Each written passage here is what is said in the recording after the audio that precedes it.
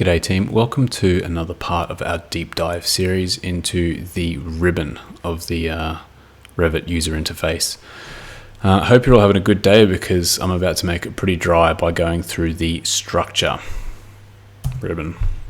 So let's kick things off with beam. So structural framing beam, it's pretty self-explanatory. Let's throw one in.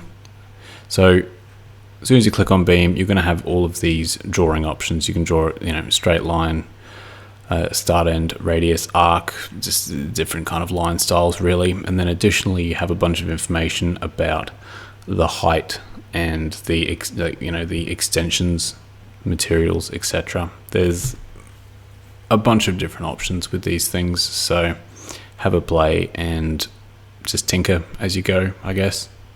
One thing that's worth noting is in the recent couple of years, they've kind of changed the way that they do the asset library. So beforehand, if you went to column and there wasn't one already loaded in the job that you needed, you go to load family.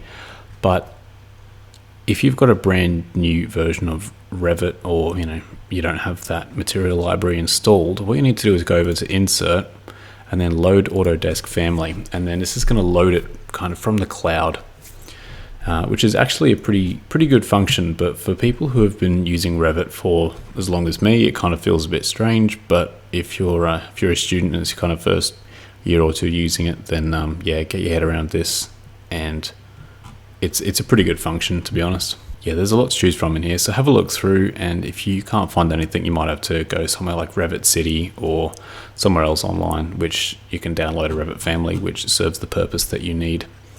Continuing on with the structure ribbon, so this wall button is actually the same as wall in the architecture ribbon. They really are the same thing.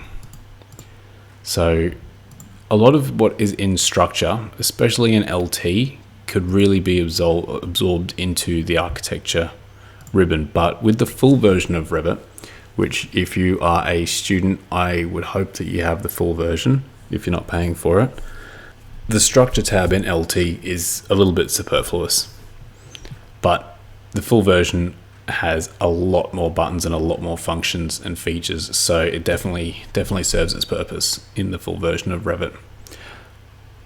But back to the walls, they really do the same thing. Structural and architectural. Okay, the wall function in the structure and architecture ribbon is the same thing. The difference between a structural wall, as you can see here, I've just placed a structural wall. It has the structural parameter ticked already. If we go an architectural wall, it does not have the structural parameter ticked. You can interchange the two of them quite easily. The difference between the two is that a structural wall will be more useful when it comes to analytical modeling, and that's pretty much it. There's a couple of little things like rebar cover, as you can see down here, but beyond that, there's not too much of a difference. So if you accidentally place an architectural wall when you meant structural, it's probably not the end of the world. As mentioned just before, it's pretty much the same deal for floors. There's not too much of a difference between structural and architectural, but those analytical modeling and just minor things like that. The slab edge tool is good for modeling actual thickened slab edges where needed. So if you're cutting a section through and you want to see a thickened slab edge, then that's the perfect tool for that. So the difference between structural and architectural actually comes into play when it comes to columns.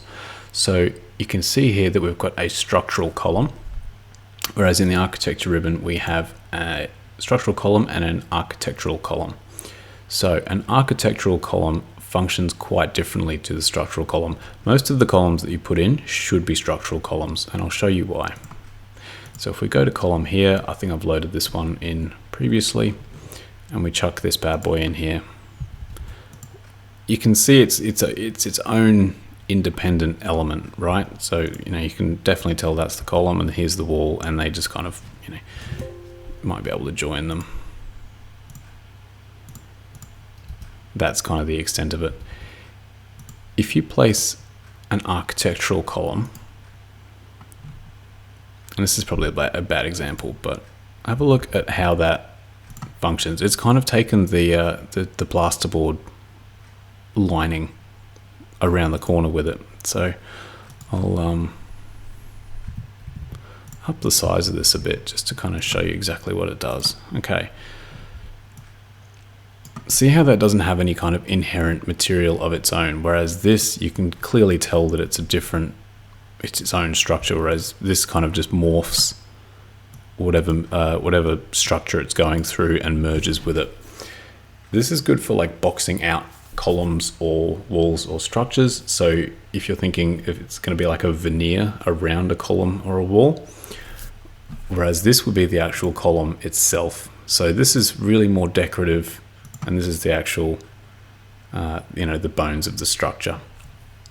Most of the columns that you should be putting in, I would highly recommend to be structural columns.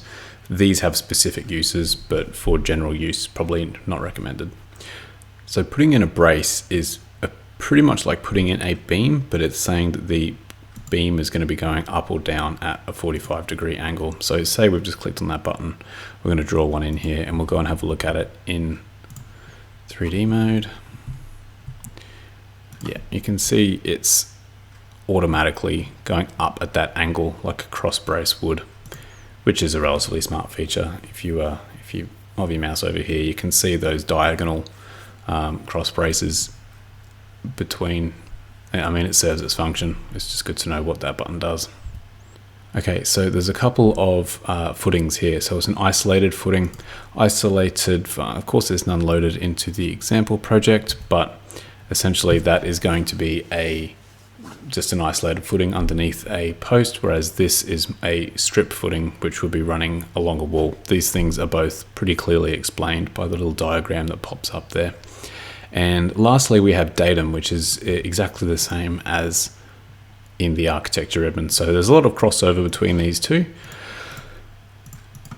but structure does serve its own specific purpose. And like mentioned in the full version of Revit, there is a lot more beef to this ribbon. So forgive me for only going through the LT version, but I hope you got something out of it. And yeah, as always, thank you for watching, and I will talk to you soon.